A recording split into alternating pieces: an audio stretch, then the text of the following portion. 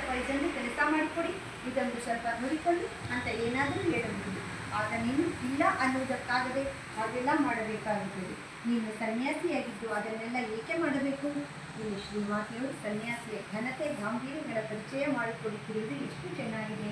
ಸನ್ಯಾಸಿಗಳು ಗೃಹಸ್ಥರ ಆಜ್ಞಾನುವರ್ತಿಗಳಾಗಿರುವಂತಾಗಬಾರದು ಎಂಬ ಅವರ ಭಾವನೆ ಅದೆಷ್ಟು ಸೂಕ್ಷ್ಮವಾಗಿದೆ. ಒಟ್ಟಿನಲ್ಲಿ ಭಕ್ತರ ಹಾಗೂ ಸನ್ಯಾಸಿಗಳ ಪರಸ್ಪರ ಸಂಬಂಧವು ಪವಿತ್ರವಾಗಿ ಗಾಂಭೀರ್ಯಪೂರ್ಣವಾಗಿ ಉಳಿಯಬೇಕಾದರೆ ಎಷ್ಟು ಎಚ್ಚರದಿಂದಿರಬೇಕಾಗುತ್ತದೆ ಎಂಬುದು ಶ್ರೀಮಾತೆಯವರ ನುಡಿಗಳಿಂದ ಸ್ಪಷ್ಟವಾಗುತ್ತದೆ. ಒಬ್ಬರು ಸ್ವಾಮಿ ಶಾಂತಾನಂದರು ಅಂತ ಅವರು ಸನ್ಯಾಸಿ ಸ್ವಾಮೀಜಿಯವರು.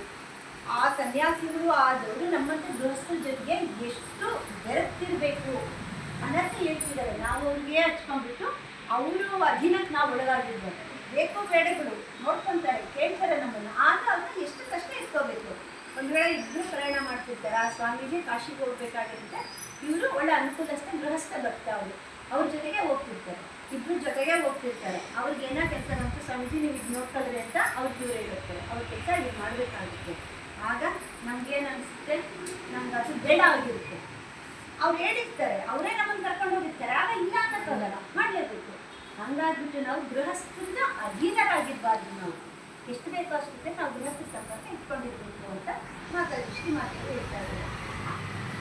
ಸ್ವತಃ ಶ್ರೀಮಾತೆಯವರು ಸನ್ಯಾಸಿ ಬ್ರಹ್ಮಚಾರಿಗಳಿಗೆ ಗೌರವಾದರ ತೋರುತ್ತಿದ್ದ ರೀತಿಯಲ್ಲಿ ಅತ್ಯದ್ಭುತ.